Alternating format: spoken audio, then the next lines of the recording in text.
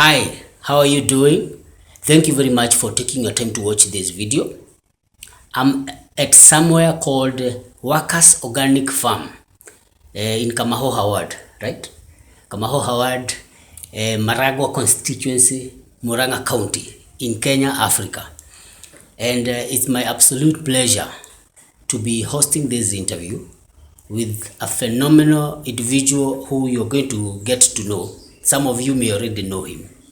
And I don't want to do his introduction because I might do it a disservice. So I'm Stephen Mwangi Kariuki, and I want my guest to introduce himself and tell us who is Mr. Organic. Karibu sana, Mr. Kamande. Thank you very much for taking your time from a very busy schedule. Guikarana idwe twaranĩrie. Please, geithia mwĩroreri na and please introduce yourself. Mwĩroreri wĩ harĩa ũrĩ nĩ ndakũgeithia mũthenya wa ũmũthĩ na nĩ ndĩrakena na nĩ ngenete mũno makĩria ma ũguo nĩ gũcererwo na nĩgetha njoke nduĩke wa kwaria o toguo ndorio njarie. Amarĩtwa makwa nĩ John Kamande Ngaruiya. Ndĩ wa marĩtwa maingĩ kũringana na wĩra ũrĩa ndĩrakĩruta ũyũ wa ũrĩmi ũyũ wa kĩmerera. Amwe nĩ maranjĩta Mr. Organic, angĩ makanjĩta soil back to the soil. Ũguo nĩ ũndũ ũmwe na kuga tĩri ũcoke tĩri. Arĩa angĩ makanjĩta Mr. Fixer. Yes. Na marĩtwa maingĩ marĩa mothe makonainie na ũrĩmi ũyũ wa kĩmerera. Na hatirĩ ona rĩtwa rĩmwe rĩũru, nĩ ndĩramakenera. Wow. Nĩ ngatho mũno. Thank you very much for taking your time to share this interview. I have seen you in many groups. I've seen you on the social media. And maybe for someone who doesn't know you, you are into agroecology, or what is called commonly known as organic farming. I would like us to start there. Please tell us how do you define organic farming to someone who is coming into contact with this concept for the first time? Organic farming in simple terms, the way I'm using to tell my farmers who are visiting me is farming whereby we do not involve chemicals, either chemical fertilizers and chemical pesticides, in the sense that much of the chemical fertilizers and the chemical pesticides which have been used not only in Kenya but almost the whole world. People have started now crying because to start with, let me talk about the soil. In the soil, the components of the soil, we have what we call some living plants inside the soil that we cannot be able to see in our own eyes.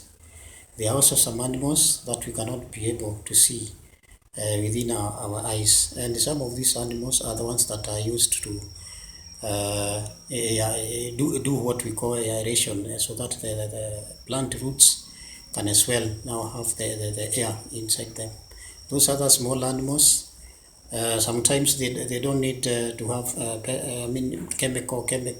chemical medicine, pesticide or chemical things in the soil. So eventually they just die. So you'll find that in due course the soil actually loses what we call humus or organic matter. So that is why we are not for using chemicals. Yeah.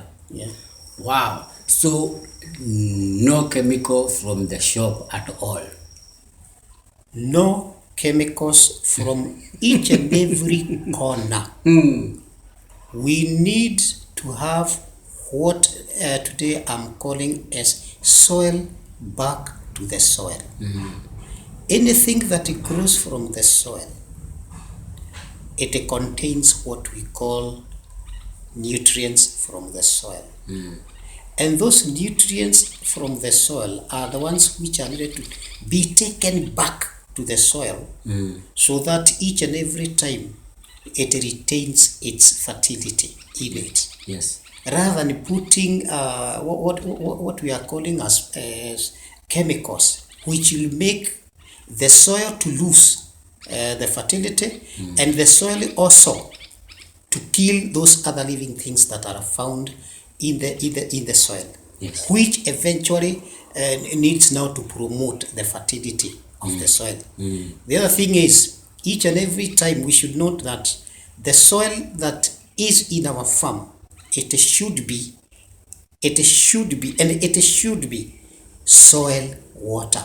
That is soil with humidity at least, and that is how our soil should be from January up to December. Wow. So anytime we have the chemicals, they try to dry up the water which is found in the soil. And again, when also this kind of chemicals are burnt by the sun, the heat of the sun, everything, even the nutrients that are found in the soil, get to evaporate or in other words, move away from the soil, and therefore we remain with the soil that cannot support any plant on it. So you have to keep doing the fertilizers again and again, and those inputs again and again in that case.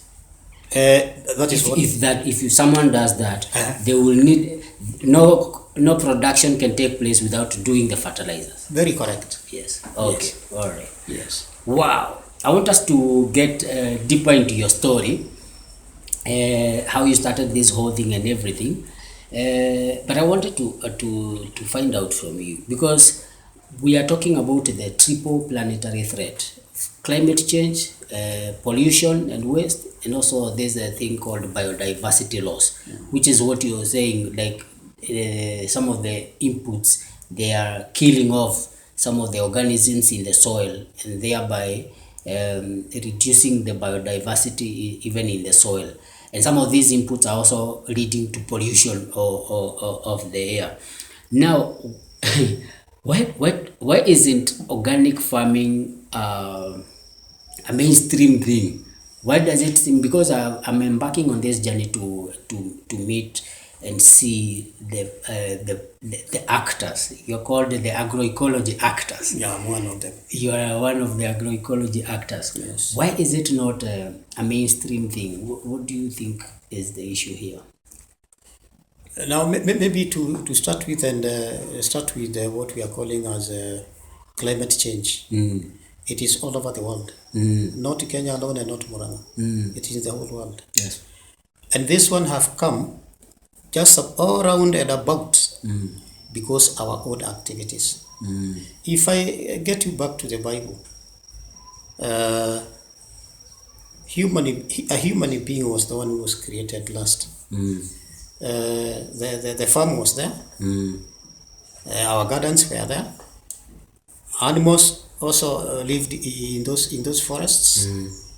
And even during that time, everything was growing by its own, just as it was created. Why? Even today, if you go to where there are forests, you will find everything growing very well there, very friendly with the other. But we ourselves, due to our activities, we have spoiled all the forests that we have. Sometimes we have gone even a way of killing some of the animals found there. But look at the forest. Let me give you a very good example of the forest. In the forest, there are those animals, there are those plants, there are those trees. Whenever their leaves fall down, they are always found on that ground. The animals, whenever they want to give out their waste, the waste is still found in that forest. In the soil, yes. The animals also still urinate. They urinate in those forests, and that is why you find in the forest the soil is ever fertile, and everything that is growing in the forest, it is growing very well, very friendly with the other. But look at our farms now. Yeah. We have come to a point where we want this one not to be friendly with the other plants. And you never know. Plants are friendly, and this is what we call biodiversity. And that is how we found them. Even when we were not created. So our activities are the ones that have brought about what we are experiencing today. Whenever we plant, you find that the plants are not growing well. Since we have come and we have spoiled the soil. So our own activities has taken the soil to lose its facility because of much of the things that we are doing.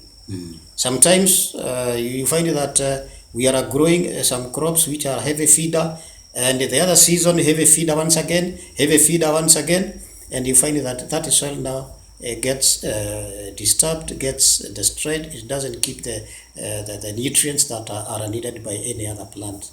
So at least we need to have some solutions. Yes. And they are very important. Yes. Due to what we are calling as climate change. It is all over, and if we just tread to where we are going now, eventually we shall find that we are nowhere. We shall have nowhere to live. We shall have nowhere because everything we will have gone away because of maybe they will never grow because of the climate change. Things will have worsened, and therefore anything that we need to plant in our farms, in our soil, it will never grow.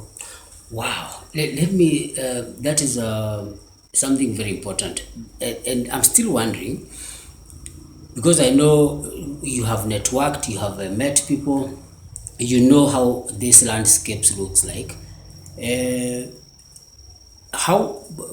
What would you say is the level of penetration of organic farming? How many, if you were to give maybe even a percentage of all the farmers, which percentage would you say is into organic farming?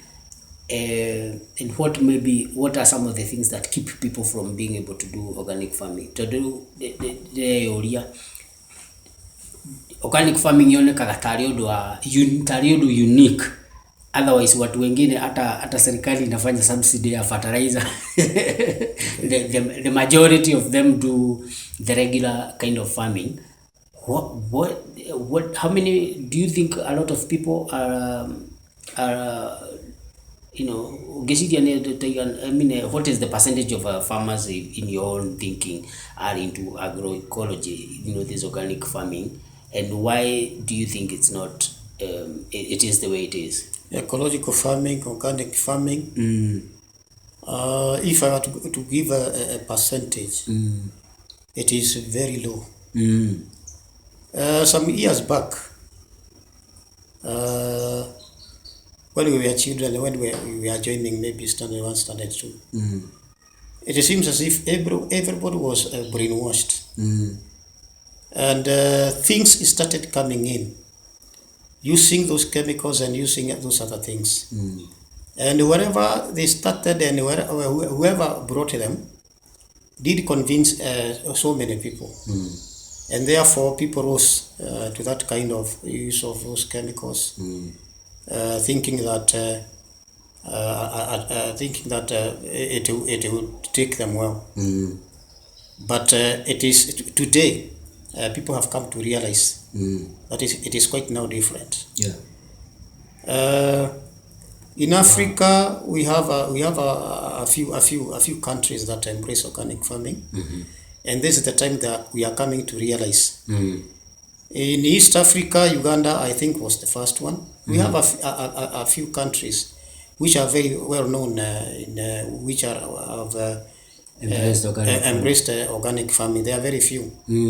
But now, since people have now come to learn and have come now to get to know that unless we get back to where we were, where our great-grandparents were, I can even remember when I was a very young boy, we could see some homes whereby maybe a gentleman had 2 or 3 wives, and those in his own home, each wife had a granary, and you could find a granary full of maize. But today, there's no granary, first of all. there are no granaries in each and every form found, especially right now. And this this is the step that I'm using, and this is my point of now convincing the rest of the farmers that we get to organic farming. Personally, I inherited a 2-acre land, 2 acres land from my dad. I have 5 kids. If those 5 kids happen to have each one of them 5 kids, we shall count a population of 30 people in that small farm of 2 acres. And I'm wondering how they are going to share those 2 acres of land. 30 of them. And now, since we do not have any farm or any shamba which is growing to get a number like 30, what of 100 years to come? Where will people now be planting their crops? And remember here, without farmers, and that is what I'm telling farmers, without farmers, there will be no life. There's no civilization. There will be no life. True. Whether you are a doctor, whether you are a teacher, you feed on the crops that are growing in our farms. If my 2 acres of land will be cultivated by 30 people, I want you to tell me the fraction of the 2 acres that one will hold, and how much trees he or she will be able to plant, the maize, the avocado, and the rest of the plants. It is quite impossible. Wow. It is serious. It is serious. It's a serious matter. Wow. You have mentioned, and I know we are going to come back to some of the places where agroecology is embraced. I've heard you mention Uganda being one of the top countries in Africa where agroecology is embraced. Even though Uganda is known for not so much a friendly democratic space, at least that is one thing, that is one very positive thing I've heard about Uganda.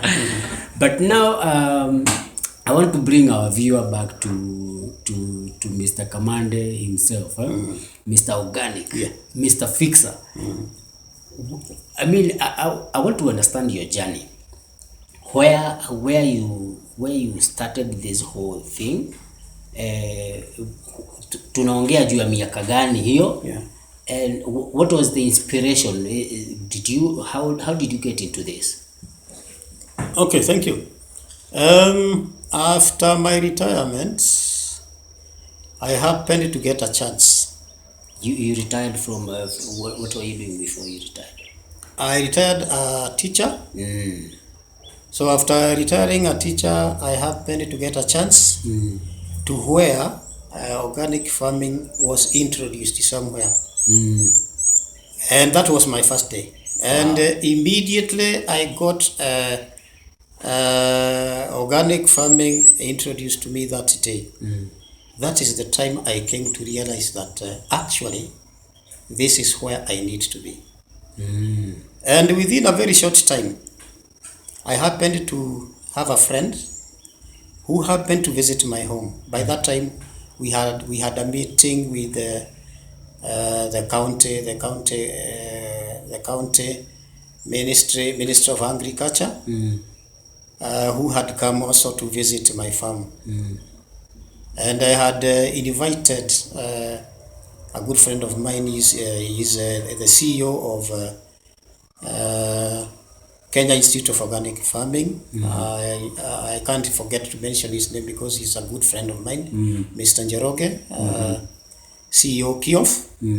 He happened to come into that meeting, and when he saw what happened in my farm and what actually I was doing, He was happy about my start of organic farming. And within a very short time, he just came to me once again. And he told me now, since he found that I need to know more about organic farming, he brought me a scholarship to go to Senegal. To Senegal. Senegal is the place where all African countries embrace organic farming had met. That was my second, let me say, period of hearing more about organic farming. Yes. And that is where I became to be baptized completely on organic farming. Organic farming. And from that time, yes, up to date, I feel to be very serious on organic farming. Yes. And that is why I have stood so strong to preach this gospel. Yes. And actually to move to many and inform them that we need to get back to what we used to call traditional kind of farming. The one today we are calling organic farming. Organic farming. Let me take you back a little bit, Yes. maybe because I think it's important for viewers to understand. Welcome.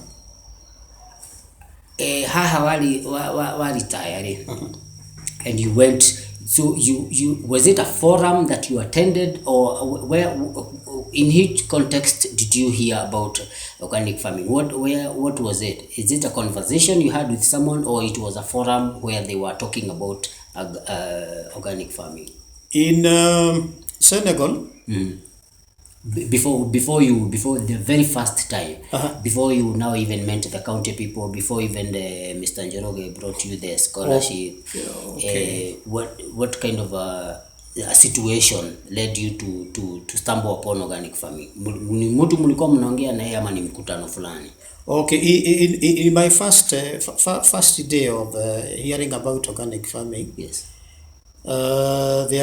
we had somebody who was an avocado buyer, and the avocado buyer was buying. He was supposed to buy avocado, which are brought up or planted and grown organically. He was selling his product, the products that he bought from the farmers to European countries, and with European countries, they are very serious on organic farming. They want things that are grown organically. Organically, they did not want any chemicals put into the avocado. No chemicals also applied to the soil. They wanted plainly avocados which were grown very well and free from pesticide and free from synthetic fertilizer. Yes. Wow. So that's where you started realizing this organic space, I need to get into it, and then now the other things, even the whole scholarship to Senegal happened. Yes. Wow. Carry on. Okay.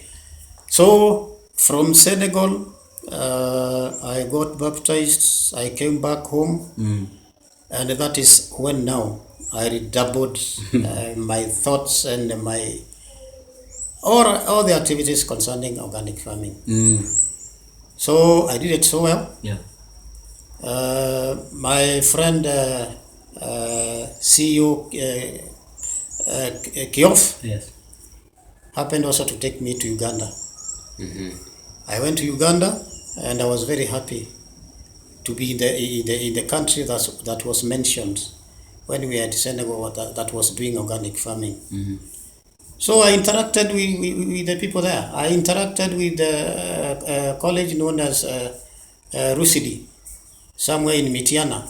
So we interacted. I had other things, and I also made it to see some of their farms and the farms that actually were kept and were real organic farms. So from there, I also became another born again organic farmer, a strong one also. So I have got friends. Even today I've got friends in Uganda. They also visit me. I also visit them. Yes. And that is where now I have the strength of talking and teaching and training about organic farming, and I'm very strong. Wow. Yes. teaching and training. You're a trainer of trainers. Yes. Is that correct? So please tell us what that looks. What does that entail for someone to come to you and then they live as a trainer? What does that process look like? At first, when I was still in my career, teaching career, I had done a bit about counseling, and after I did my counseling, I also happened now to get back to the college, and I did what is known as teacher counselor. So I also did what is known as training trainers. Training. I was a trained teacher counselor. I trained teachers. So I got the two now. I trainer of trainers. Yes. So immediately I came to organic farming. I still had the same. I trained, and then I also since I had the capacity of training. So I trained and also I trained. So I'm a trainer of trainers, and that is what I'm doing. I'm training and as well as training the trainee once again to be also trainers to the others. Yes, it's like doing retail and wholesale at the same time. This is the thing. So at first, Yes. You need now to when you are training, you give them what we call the knowledge. Yes. And then after they get the knowledge, then you train them once again so that they may have the skills. So a trained person, and then given the skills, he becomes now a trainer of trainers. Yes. Yes. Wow. So now I know you have interacted with many people. Yeah. Both trainees and future trainers. Yes. I'm trying to ask myself, what are some of the barriers, because as you have said, the percentage of people who are doing organic farming is not that high. What are some of the what is keeping people away from organic farming? What are some of the hurdles? What are some of the barriers to this very interesting farming style? Whenever I'm interacting with some of them, you just hear that since they are deep in using these chemicals and those pests I'm talking about,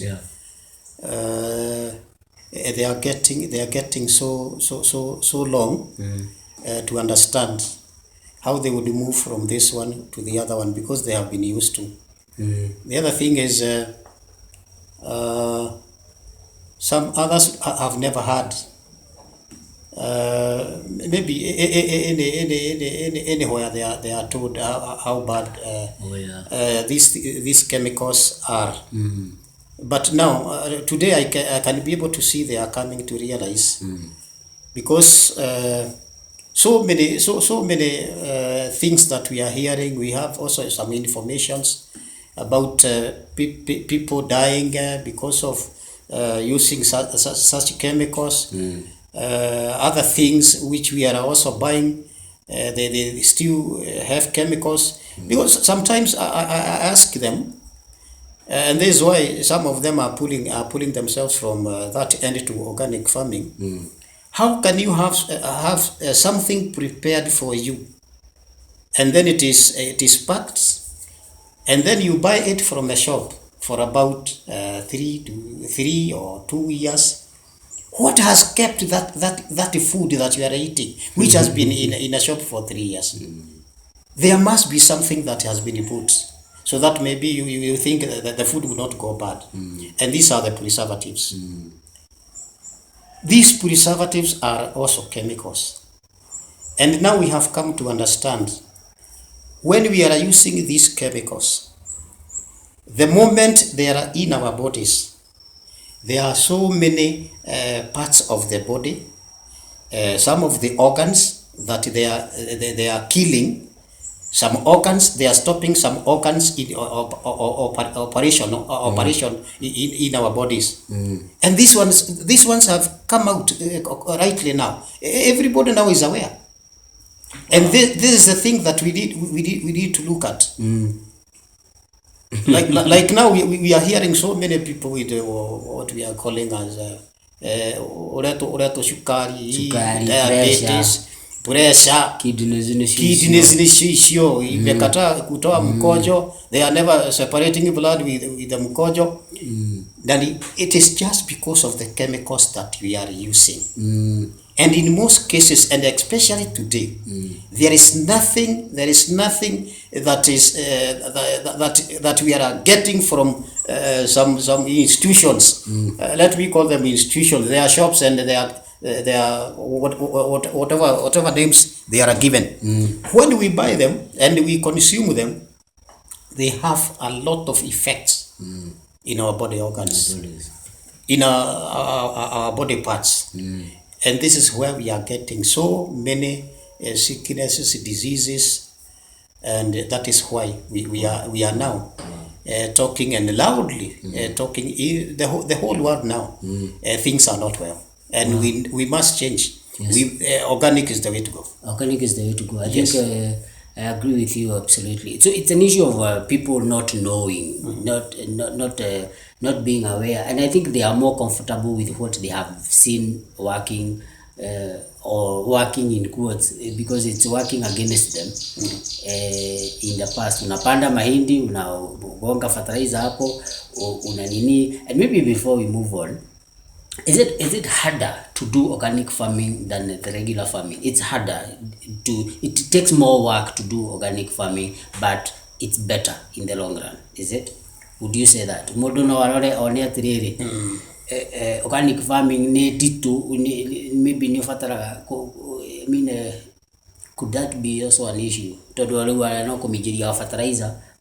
Ungikorwo thiini waku undu ucio ni ukuingirite wega, gutiri undu ungiona muritu. Tondu ona andu maneka maundu mangi maroneka maritu, na makoima mwena ucio. I have witnessed so many. Yes. Mundu agakorwo anyuite njohi miaka na anyuaga agathiururuka kagaragara, ageka maundu onake nginya akambiria kuiguira tha. Na gwakinya hindi imwe atua itua ni akaitua akameroga maremore. So I think andu korwo no makuhiririe, if they can be a bit closer to where people are talking of organic farming. It will take somebody a very short time gwiciria gucenjia meciria make na igire ku otoria nie ndatuire itua na ngeikira rimwe kwa rimwe. And so many, those who have visited my farm, I have seen those two types of characters. Ungiagoka kaigua ndokaigua njira ndakaundu kau ndi ndageciria, while somebody else will take time. So as we preach the gospel, I know things will come up well. From the time I spoke of turning back to organic farming, I have seen so many people have turned up to organic farming. Yes. Where else others still are just coming up slowly. But within a given time, you will find people now coming in, because now they have come to realize that is the solution. That is the only solution that we are going to do. Yeah, to a lot of the challenges they are facing, even health-wise. Now, to give an example, the pesticides, some of the pesticides that we are using, and now people are aware that without pollination, there is nothing that will grow on this earth. True. And some of these pesticides, the ones that we are calling as chemical pesticides, they are killing so many pollinators.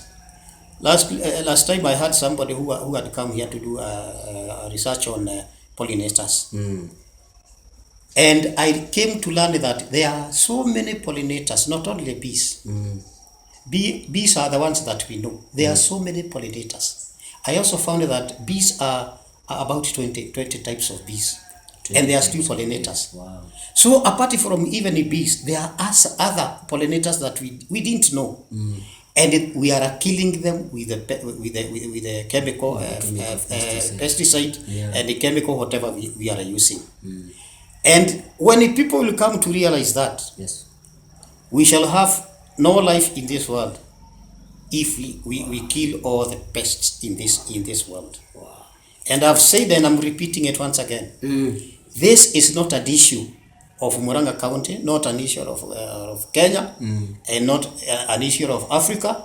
It is an issue of global world. Wow. I think it's a journey.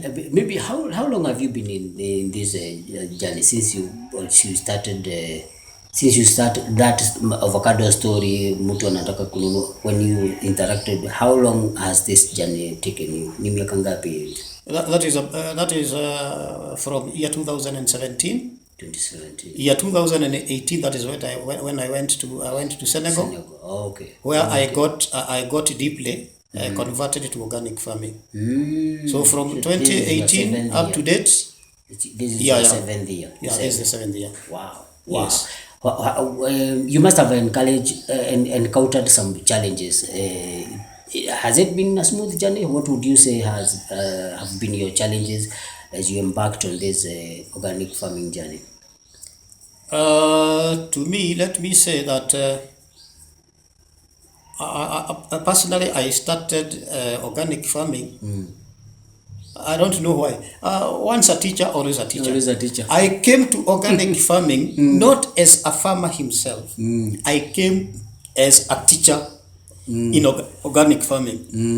So the moment I started organic farming, I started together with the teaching. So the area that I can talk about is that it has not been so easy. It had some up and downs. In bringing people to organic farming. Otherwise, my principal thing was to bring people from that end to organic farming. It has not been very simple. It has taken me to convince each one of whoever I had to meet, and those who were my good friends who are visiting my farm. It has taken me time, but I'm happy that people have started coming. Because recently I did what we call a roll call. We have about 27 counties that have come to my place. 27 counties. 27 Kenyan counties. 27 counties in Kenya have come to my farm. Wow. To come and maybe see what I've been talking about is real. And they have come and they have found it, they have seen it. And we are working the same. Though there are some who have not maybe come. Out of the 47, they have only 27. So there are some more, some others whom I don't know where they are. But I'm happy. I have had about 7 countries in European countries. I have about 11 countries in Africa, African countries, who have also come from their own place to come here and see whether organic area is real. And they have found it's real. Somebody coming all the way from Nigeria to this place. Yes. I'm sure now that the organic farming has gotten into so many parts of this continent of Africa. And these are governments, institutions, ministries, individuals. No, I have got Mostly. Ministries in Murang'a. Many of them have come here. We have also interacted with them elsewhere where they need maybe farmers to meet. We have been doing. We have also met with like the CCMs in about 10 counties in central Kenya. Murang'a County, we are working together. They are, I'm very close to them, and they are also helping me so much. Wow. Yes. That's great. That's great. Let me hear what if now we're talking about technology, and what are some of the ways you are using technology in organic farming? Does technology and innovation have a place in organic farming? We cannot talk of organic farming without technologies and without innovations. Actually, when we are talking of organic farming, it is a real practical movement. For example, now, since we do not have our what we call a fertilizer, we have solutions. There before, people even didn't know that human urine is a fertilizer. Animal urine is fertilizer. I've heard about rabbit. I didn't know about any other. Rabbit urine is a fertilizer. Human urine is a fertilizer. Wow. So human urine is not mostly done in our country, Kenya. But in other African countries that embraced organic farming a long time ago, you will find even urine in markets. Just like what we are doing in our own country. There was a time that I was buying rabbit urine, and I know even Inoro came here and actually talked to some of the boys, secondary school boys who are paying their own school fees in selling the rabbit urine to me. Wow. And I'm happy that that now has come up very well. People are using now rabbit urine. What actually they did not know there before, and they have also started coming in. Because I've had some people even calling me from far away, asking me about how do they collect human urine and so forth, and how do they use them. I've been telling them each a liter of human urine, you mix it with plain water, so that it dilutes. Otherwise, when you just put it as it is, it will not. It will make it's too harsh for the plant. Yeah, and it may dry up. Oh. So see ati watu wakojole, it has to be it has to be processed with one part of urine to 4 parts of water. Akojole pahali alafu I dilute kwa maji. Itachoma. Yes, itachoma. Okay, I see. So really that is that ancient knowledge or ni innovation? Hiyo knowledge watu wamediscover maneno ya makojo miaka gani? Is it from before, or is something, is a new knowledge kind of a situation? The time, that is year 2018, when I went to that Afronet meeting at Senegal, that is where I started learning about those things. Otherwise, those other countries that knew about organic farming there before, they were aware of everything. It is coming to us now at this time of the hour. Yes. So it was used there. Yeah. I can even remember reading and hearing some commentaries in other countries that they are buying urine from human urine, and they are using human urine. Wow. So this is where I have also gotten those informations from.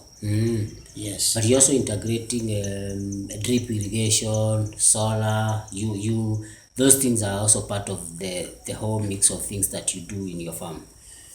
Oh yes, recently I had a friend whom sometimes used to come to my place.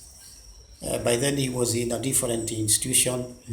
Now he got to an institution that is dealing with farming, and more so organic farming. So when he came here, we talked. He saw what I'm doing, and now since he was in an institution that could collaborate with me, he introduced himself to me, and then I accepted. Now we are collaborating together. He has now come up with a very good thing that he is doing in my farm, which is going to help me so much. He thought of helping me to have a system that would help my farm to do so well, such that I can also have a very easy movement and way of now training farmers to get well trained in organic farming. They have brought a system of drip irrigation. It is going to take a bit of money.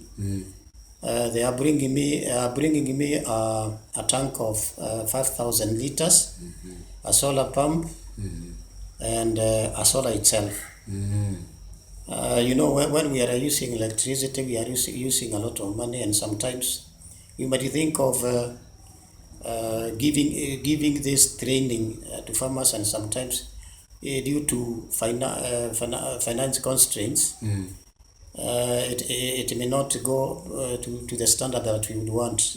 So he came and he told me that he's going to help me with a solar pump and solar itself, and a system of now irrigating my farm, such that whoever comes will see by himself or herself, so that they can get to organic farming quickly and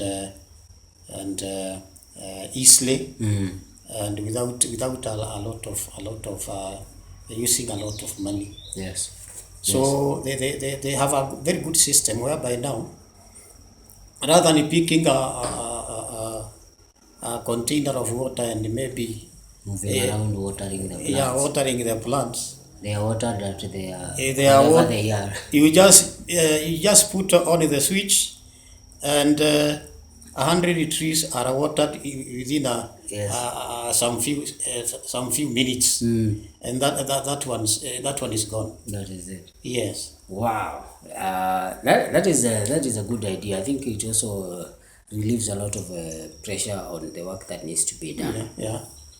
So I'm like, I know we had mentioned this question of the fact that a lot of people kira magia muno ni mwiciririe wao uria wa tene uria maundu mekagwo na tondu wi mwarimu ri how do you tackle that mindset issue, that culture issue of people thinking like this is the way? I know some people are stuck on that way, that is what they want, but those who are willing to listen, how do you address that issue of mindset? To me, in our Murang'a County, it is now not a big problem. It is not a big problem. Gospel imefika. Gospel in Murang'a County imefika. Yes.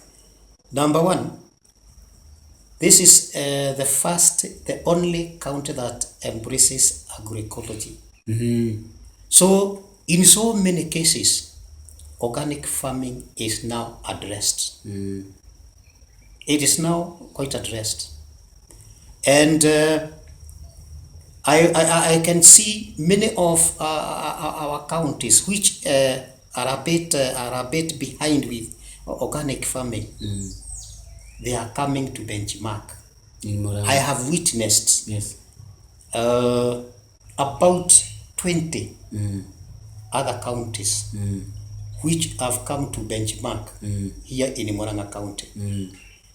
And I'm happy that very soon we shall have all the counties, all the counties in Kenya landing here.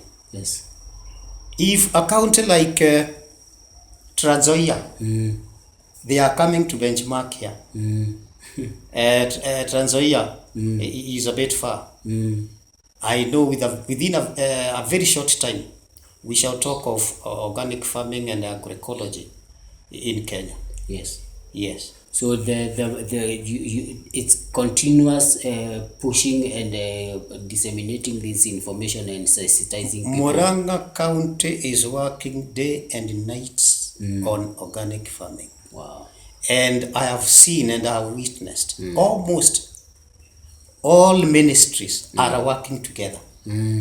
All the ministries that we have in Murang'a County, they are working together. If you talk of Wizara ya Maji, there is no way they will part from agriculture. If you talk of industry, they will never part with the agriculture. So they are working together. Yeah. And I'm happy that very soon you will find Murang'a, Kenya, Kenya, our own Kenya, will have embraced organic farming in very short time. And remember, we have also some other countries which are bounding Uganda.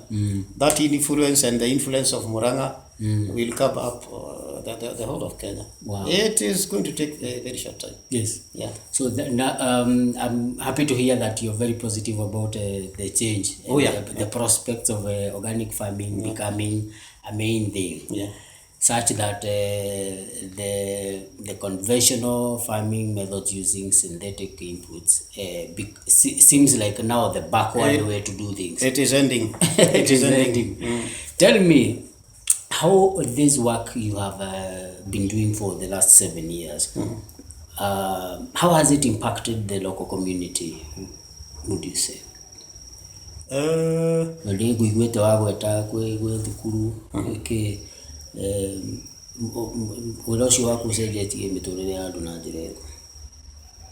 me say, when I was telling you about those people who visited my farm, I told you about some counties. I told you about farmers. Yeah, farmers, yes. I'm sure Workers Organic Demonstration Farm has done a lot.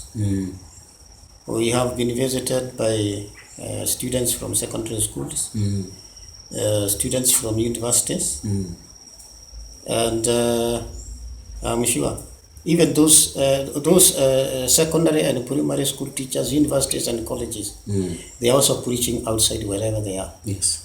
So I know so many communities now have heard about agroecological and organic farming. Now it is in the mind of so many. I'm happy that we can even not talk of a half. Now let us talk of maybe 75%. They have heard about organic farming. What is remaining now is now the last dose, so that they change completely. Yes. Otherwise, when I am talking about our country Kenya and with our county Murang'a, I'm sure things have gone well, and the gospel has spread so well. Yes. Wow, that's amazing, because especially those young people are the ones who are going now to carry the torch of sustainable agricultural practices into the future. And it's a good thing that they are learning from the best. Please tell me, what are some of your, because I know this is your 7th year. Yeah. And I would say in the scheme of the whole scheme of things, you may say you are just getting started. Okay. What are your aspirations? Ni matanya mariku wina megi mugondo na wiro yo rutaga wa organic farming, not teaching. What are some of your aspirations? My aspirations, since from I got into organic farming, ni hawa watu wote wakubali organic foods,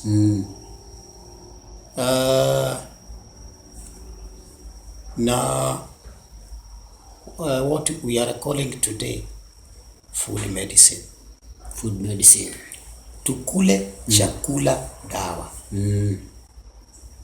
Kama hii dawa umepewa hapa, like the one that you are drinking now. What is it, by the way? What is in here? Hapa umeambiwa ni rosemary.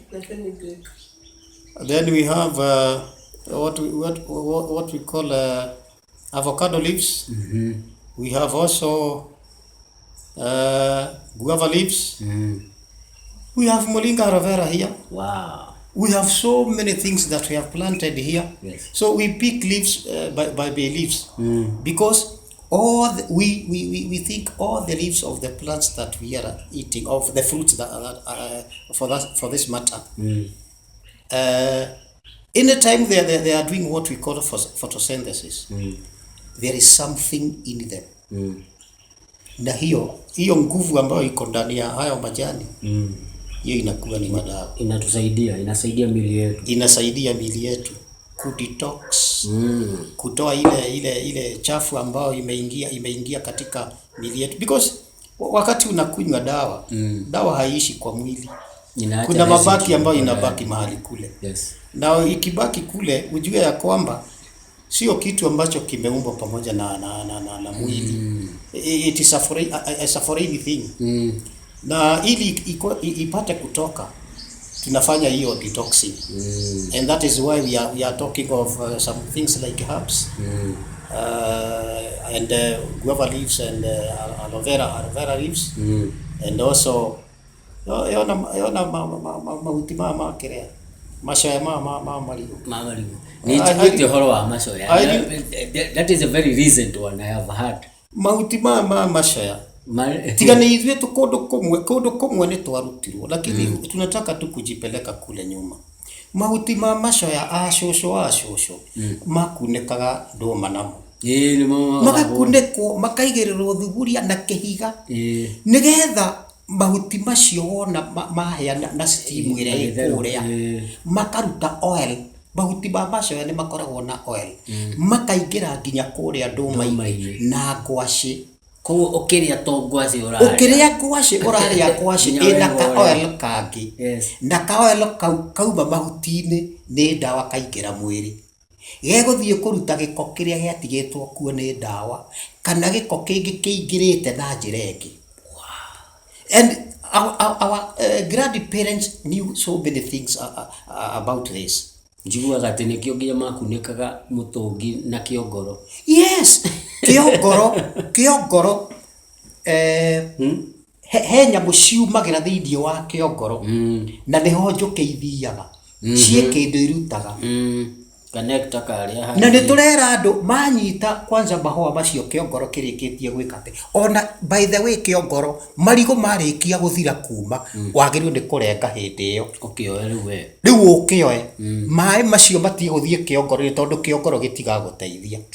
Na maĩ macio menya nĩcio irio. Kĩongoro kĩu ũthiĩ woe wonda waruta mahũa matherũkie nĩ ndawa. Kĩongoro gĩkiuga gĩthiĩ rutĩte nguo ici gĩkoragwo nakĩo kĩa pink kana purple. Tinangia nĩ mboga ya kũrĩa ngima, hiyo ni dawa na nĩ mboga. Go to countries like Uganda, you will find that hiyo ni mboga and many other countries in Africa. Rĩu ũramathi ũkarora kaũndũ kau maybe no gũkũ gwitũ gatararĩrwo. Go to western countries. I mean western Kenya. Ciongoro icio nĩ irarĩo. Western Kenya ngima nĩ ĩrahumbwo na macoya. Athuri arĩa marĩa tene gũkũ gwitũ nyama ĩngĩahĩhirio ndĩabataraga ture yekĩragwo macoya-inĩ. Hĩndĩ ĩyo kanyama karatinio harĩa no karacina ihuti rĩrĩ narĩo rĩkaririzi oil ĩyo ĩgathiĩ nyama-inĩ. Nyama icio no ngĩrĩa ona ũrĩa cingĩhĩte atĩa ndũkaigua igũthũkĩra. But now today ũrathiĩ ũgakora nyama icio ciohetwo na foil. Sorry to mention this.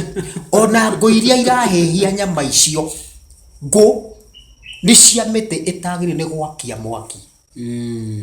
Na rĩu andũ marathiĩ kwĩ nyama na mataramenya icinirwo na kĩ, ingĩ icinĩtwo na nyacoe ĩragũcinĩra nyama ũrĩa ĩgũtware kũ.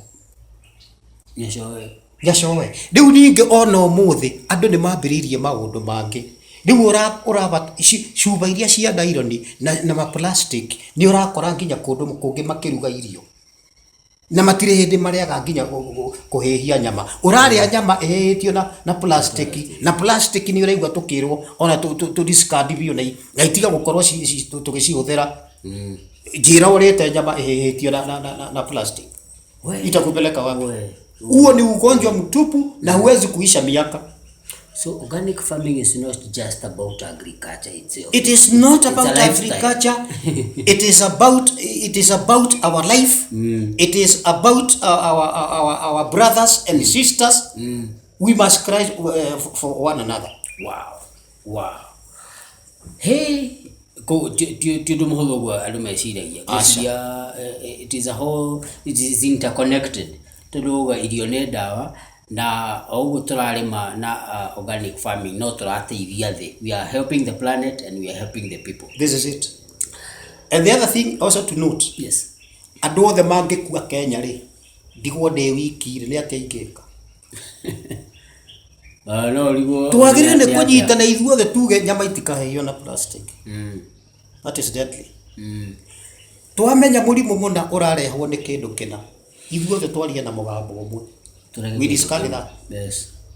Tondu na ingitigwo guku ni ndiri ona gutiri muturire ingikorwo enjoy. I must live because you are living. True. Yes. Workers organic demonstration farm. Yes. Uramiona kuthura riwiro no mwaka wa mugwanja tugikinya 2030 ri wina matanya mariku what are some of the plans that you have in mind irio ngeshia na ithuĩ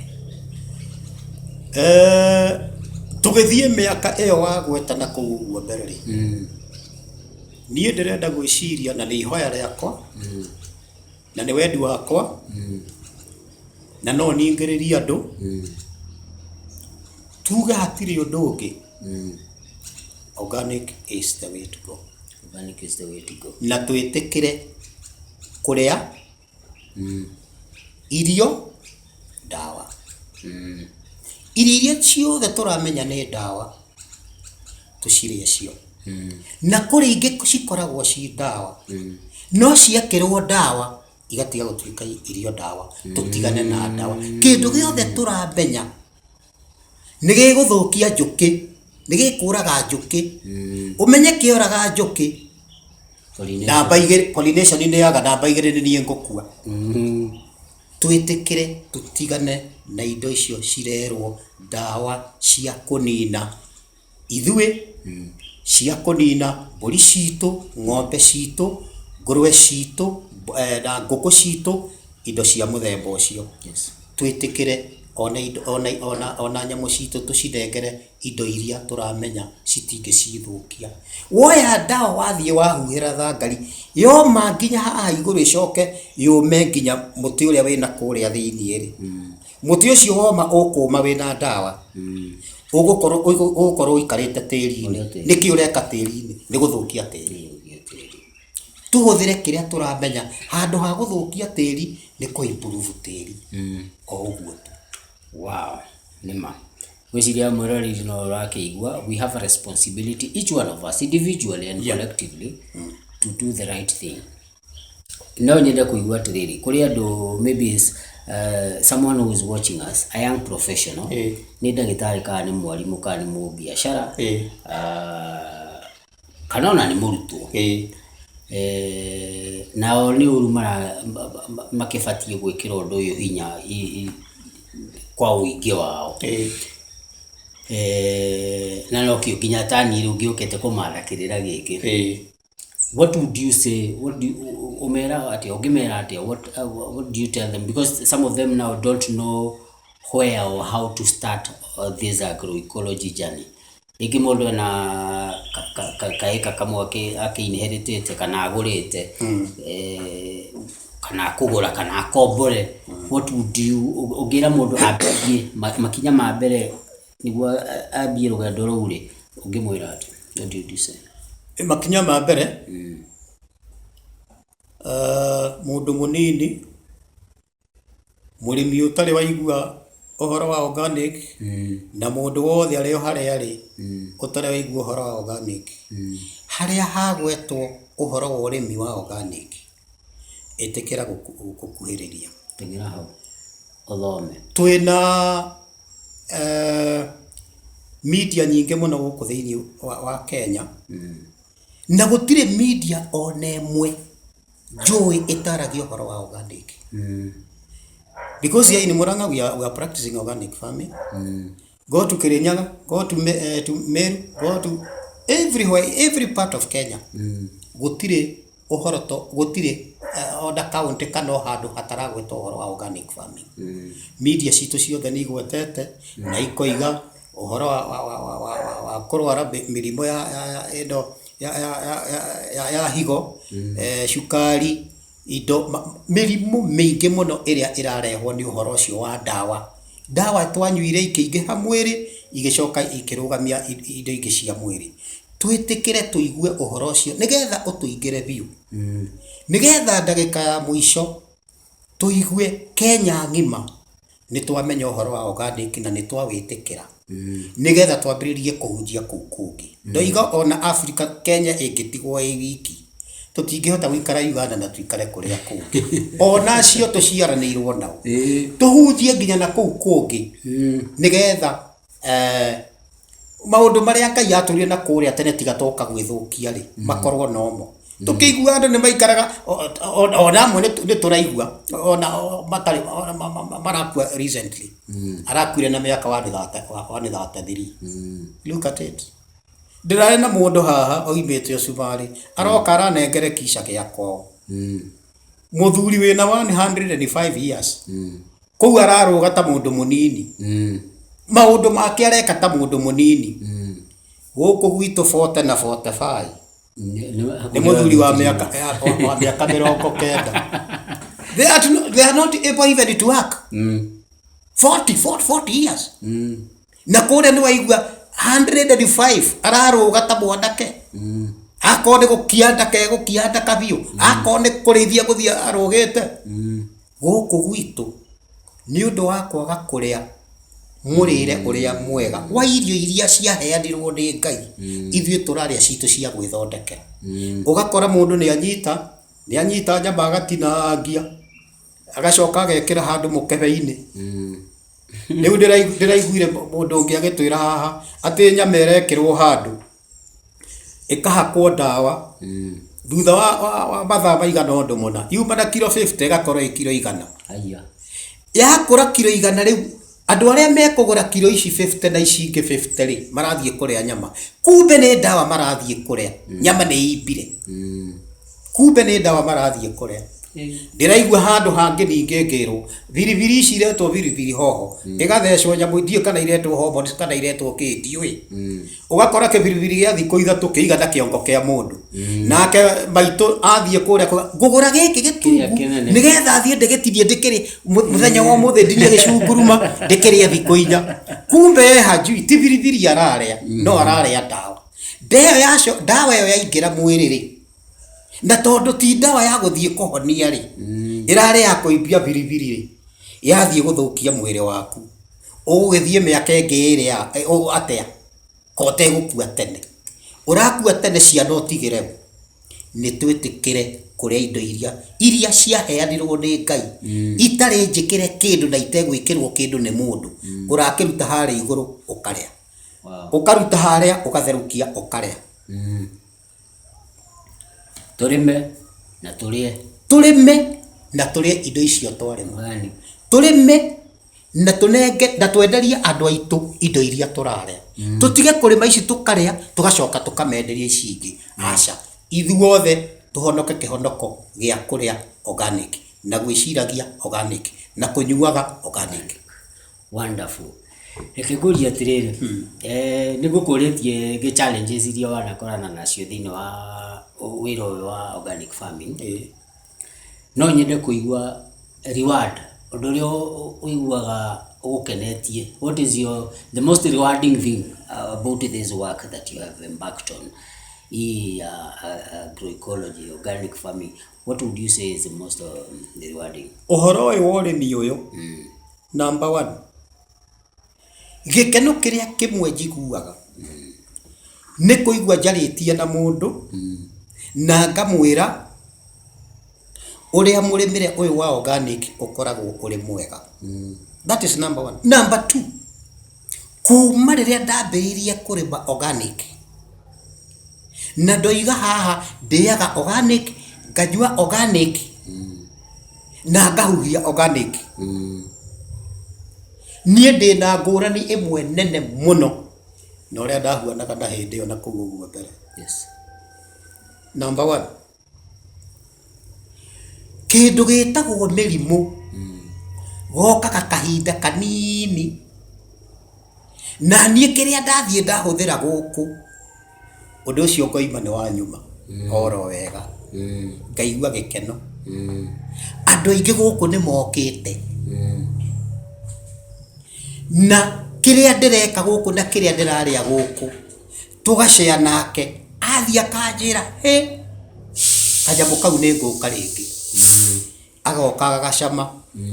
Na aingi ao they are doing what I am doing here, na mareka uguo kwao, ona ngaigua angi ni maroniria angi makanyuaga kindu kiu, na ngaiguaga that testimony ngirwo ni mundu ndirari kwangania aranjira wahamuririe gwika undu muna na niguo ndirekire na tamenya ni ndirahonire. Wow. Kiu igakorwo gigikeno giakwa kiega muno. Ngacoka ngaigua mundu woka guku akanjira na ni ndirathire na hau na ni ndirambiririe kaundu karia uranjirire, ona ni ndirari na andu na baroka gwakwa ndiramera uhoro ucio wa organic farming na ni mambiriirie na riu ni mambiriirie kurima uguo, ngaigua ngenete muno. So I'm quite happy. Wow. Tondu undu uri nduiguite kundu kunene muno. Jugire counties 27 ni ciukite guku. Nie ndina andu aingi muno aria me thimu-ini, na gutiri kona ona imwe taiguaga ati guku gwitu ni turambiriirie gikundi ta kiu, ona riu he mundu na ngaigua nginya tumaundu tungi itoi nao ni marathondekire na mareka kiundu kiu na maraigua ni yatuika dawa ya organic na andu ni maranyua na makaigua mwiri wega, ngakena muno. Yes. Na kuria kungi ngaigua riu ni ndiraigua ndikite muno na ngaigua kwinyihiria Ngai ni tondu undu ucio ni ndiwiguite ni uthiete na mbere na guka wega na kundu kuingi kuria kurahuthirwo organic farming ndiraigua tumirimu no horo cio naguo gacoka kangenia muno. Wow. Hari umwe njirigite kuigua mundu agathie thibitari na aturitwo athondeketwo, no riria eritwo athie review akirwo athie agithie akiurio athimwo akiurio niki akiuga nie reke ngukuhe uhoro wa ma ndathire nginengerwo uke utukanitio na mahuti mana na mangi mana na niguo nie ndiranyuaga ndiragunyuire ciumia igiri. Athimwo akorirwo ona kiria onetwo nakio gitituraga thiini wa mwiri no ni oririo atiriri ni ati agwathire agikiuga uria gwathire agikirwo no nyende kuona mundu ucio na mundu ucio ndagitari ucio ni athire akimucerera na agithia akimwira uria ekire na kiria heanire na undu ucio ni tuiguite na ni andu ingi muno maiguite na ni tuiguite tukenete muno. Kwoguo guku gwakwa ona ungiuka ti okuo ukihumburirwo kaundu no uke nawe githomo kiria ukuigua haha ukihuthire haku kana ukihuthire na kuu kwanyu na indo iria imeraga kuu kwanyu na wone ni ciatuika ni cia guteithia no horo ucio ni tunyitanire oguo ri tondu mimere imwe ndikuraga kuria kungi. Tariu ungithie guku gwitu kwi mimere na neria njigua etagwo murunganake na murunganake wahuthagirwo na kuu mbere na andu makahona kiruma ta kiu gikahuthirwo na gikahona. Twina indo nyingi muno na iria cie guku ticio cie Githumo, iria cie guku ticio ci Maathai-ini twitikire tuhuthire indo iria twina cio kuu tondu Ngai atunengerire nigetha cihuthire cituteithie na ithuĩ tuciteithie. Wow. He twina wira ni ngatho muno ni wira ucio mwega uraruta. Reke tukirikiriria ri no nyende kumenya undu uyu ungiambe, if you are to do this all over again, what would you do different?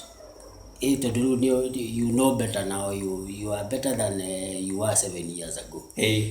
If you are to restart this journey with what you know now, what would you do different? Kuringana na haria nginyite, number one, I have the exposure now. Na githomo ni nakio kiingi. Riu ni ngituika ni guthie ni kuhanda tari kiundu ndahingura kieru. Ndireciria rugendo ru rwakwa no rukorwo rwi ruhuthu muno. Tondu maundu maria ndakorwo namo na hau uguo thutha, mamwe matumaga ringi ona ngaigua ni nogereire, ringi karugendo ni kanene, ringi kundu kumwe ndirahota gukinyira. No ukorwo uri undu umwe mwega muno, tondu riu ni ndiraigua ndina hinya gukira na hindi yo mbere. Tondu ona some information ndiakiri, riu information ndina nyingi, ona aria mokite guku tugiuka gucenjania meciria nao hario maundu njiguaga na nie ngakena. Kwoguo ni ndiraigua ndina undu makiria, na ngaigua riu no horo wi muhuthu muno, ona ngiwa address toria ndahanaga na haria mbere ndioi, na ringi na waria na wandu aria maroka ringi nao amwe maroka andu matari na kiambiriria, riu ugakora ni tutindikanire muno, ni tutindikanire.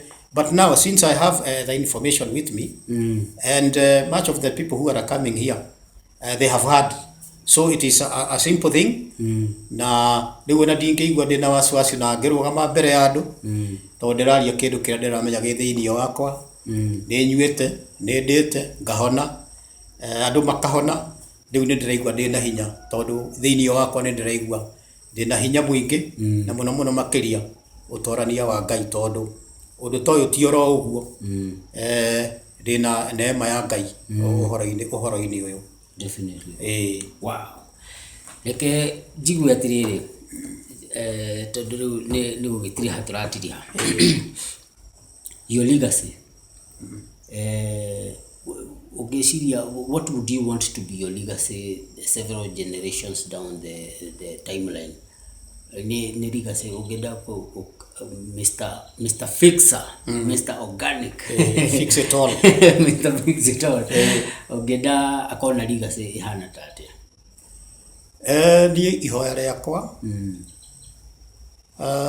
ni njuge mugunda uyu uture, andu aria ingi magerete moko-ini makwa, ndimahatiririe uria maiguite na uria monete, no gakorwo ukimagirira mathie na mbere na go preach the same gospel ginyagia haria mundu Ngai akamukinyia. Tondu ti uhoro muhuthu, ni uhoro wina korito ukiukua, no ndagika ya mwisho wakinyia handu haigana undu muna, wahanenganiria nawe ukaigua ni wanogoka. Kwoguo ni undu ingienda uture uthiete na mbere, twarie na andu aria matukuhiriirie, nigetha acio nao makorwo mena information maririe aria angi nao mekumarumirira. Undu uyu ukorwo ni continuous, ati ona aria magoka miaka 500 nao makanaiguaga kwari urimi ungi wari magona kuu, wari wa ndawa na ni watiganirwo naguo, ni tondu ni waninite andu aingi muno, waninite mbeu njithi, angi makahuthira ndawa icio igathi kamathukia meciria, magatuikaga ona kuona kuraga mundu ti undu. Na riu guku ni gwacenjirie nigetha undu ucio utuike wa gutura, no tuike undu wa kuririkanwo, no tuike undu wa gukanateithia njiarwa iria igoka na ingi ikanoka na kuguo mbere. Yes. Wow, wonderful. Itanatiriha go request walerie mweroreri, njira ria ngikunyita nayo. No mahe namba, email cia iria mangikunyita nacio ria me ringi cia nanja, kana kuria mangiona ringi interview nyingi ta ici kairia oneka, kana maundu maria mangi megamaini na Mr. Organic. Yes, kindly. Okay, Mr. Organic kana soil back to the soil, ungenda kumunyita namba yake ya thimu kana namba yako ya thimu 0720211777. Jokere rĩngĩ 0720211777. Wow. Mugunda wakwa witagwo Workers Organic Demonstration Farm. Ũngĩigua nĩ ũgũka wĩ Nairobi wĩna thimũ yakwa wahũrĩra nĩ ngũkũhe pidi ĩgũkũrehe nginya gũkũ. Email yakwa nĩ John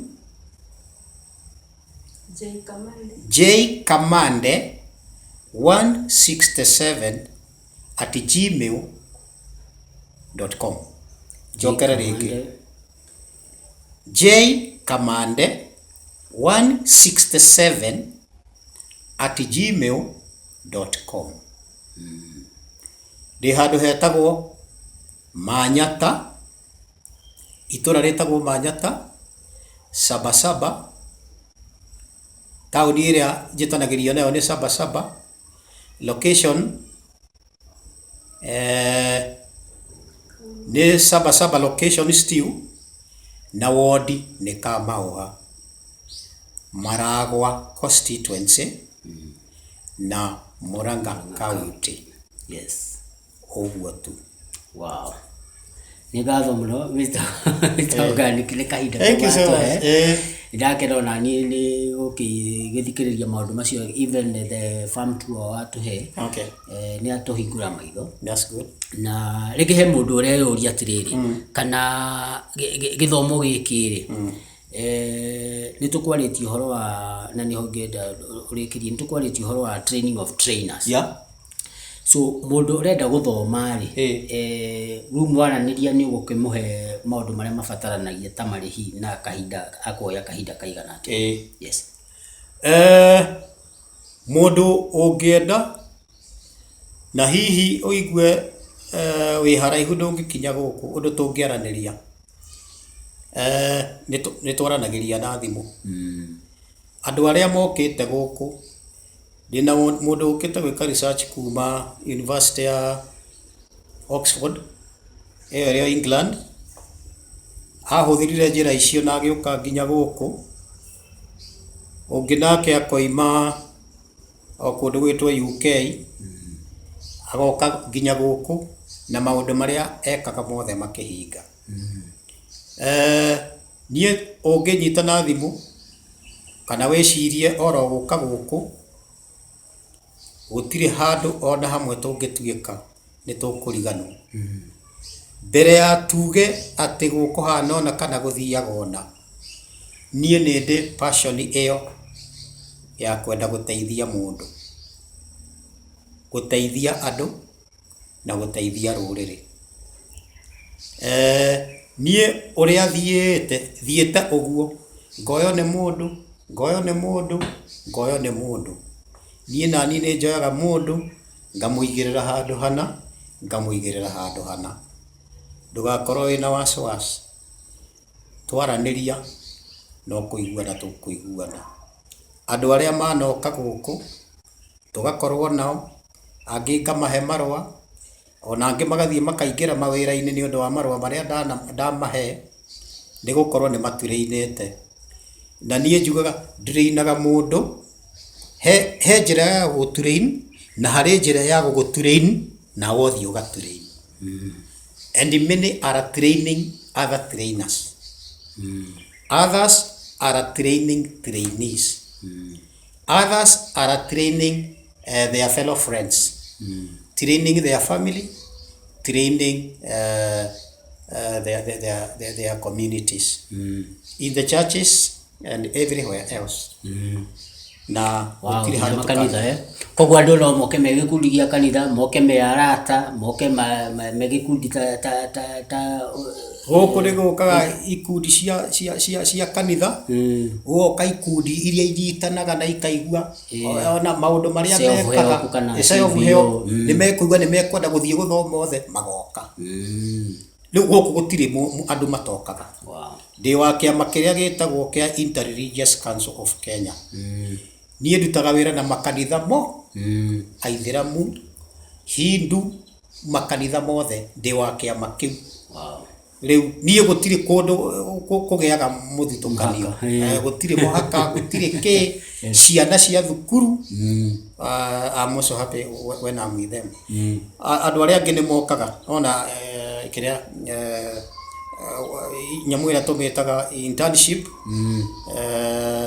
rĩtwa rĩngĩ agatũmĩta internship nĩ mokaga even attachment nĩ mokaga mageka attachment yao ngamahe marũa internship magoka tondũ mũndũ nĩ arathoma kĩndũ kĩhuana ũguo agagĩũka gũkũ nĩgetha akagĩa na ũhoro ũcio wa kũũmĩrĩria tũgeka nake ngamũhe marũa na agacoka institution iria ima Baithe ngũrie hau rĩ ona tũgithiaga na tũkĩrĩtirihaga rĩ tarĩ mũndũ aroka internship rĩ maũndũ ma residence mwĩkaga atĩa nĩ do you have are you able to host them here kana maresidaga taũni iria ĩ hakuhĩ okay kũrĩ maresidaga taũni iria ci hakuhĩ tondũ rĩngĩ no oke gũkũ no maybe ke atmosphere kĩrĩa gĩtarĩ gũkũ rĩ harĩ we ndaraigua gĩkĩega agakombora kanyũmba gake akaroka haha kĩroko tũgathoma tũgeka na maybe tũmaũndũ tũrĩa kwendaga kũnyita agatũnyitĩra gũkũ na agacoka agathiĩ natuo kũrĩa angĩ mũndũ agakorwo ndarĩ na mahinya macio ma na kũrĩa rĩngĩ okorwo gũtirĩ kanyũmba heanaga haha okorwo gũtirĩ mũndũ ũraikara kuo agagĩikara ho agakĩrokaga agathoma we bata wake nĩ anyite kĩrĩa anyita agethiĩra and I have heard so many ona amwe ũmũthĩ nĩ njũĩ me kũndũ mawĩra-inĩ mararĩa mĩcara kũrĩa angĩ nao mokire na handũ ha gũthiĩ gũcaria wĩra agĩthiĩ akĩiga wĩra wake akĩyandĩka ũngĩ agĩthiĩ akĩhoya handũ toguo woka gũkũ ũkahoya handũ ũgathiĩ ũkera mũndũ ũngĩ nĩ niĩ thomete gĩthomo gĩkĩ kĩa organic na rĩu rĩ ndĩrenda ũnengere kabati gũkũ gwaku mũgũnda njĩke ũrĩa thomete nawe wonagĩre ho arĩa oro hau andũ makambĩrĩria gũka kuonaga hagatuĩka ona nĩ hagĩre kama demonstration farm agagakombora nake akonaga mũndũ agoka akamũthomithia akamũtigĩra kĩgori kĩu kana akamũtigĩra kĩrĩa ekũmũtigĩra ũgagĩcoka agakora wĩra nĩ ũkũrire agacoka agakĩona handũ hangĩ ũguo angĩ nao moka bathiĩ ũgacoka igua arĩmi rĩu nĩ mamenyete ũhoro wa organic farming akamwĩra warĩ kũndũ kũna ũka tũikaraga nawe gũkũ ũthondekage gũkũ ũguo nĩ ndĩgũikagia oro kĩndũ akeyonera kawĩra hau wĩra ũgakũra ũgakora ona nĩ andĩkirwo wĩra no ũtuĩkire manager wa farm I have some people who are managers of farms now who are your students who are students here wow this is good. Wow, thank you so much. Asante sana. Okay. Ni wega mwiroreri. I really appreciate you taking the time to watch this video this far. We have been talking to Mr. Organic, Mr. Kamande. Ari mwalimu na rugendo rũrũ rwa organic farming arwambĩrĩirie after retirement. Ũguo nĩ kuuga atĩ gũtiramakania mũndũ ararorera video ĩno wa mĩaka igana.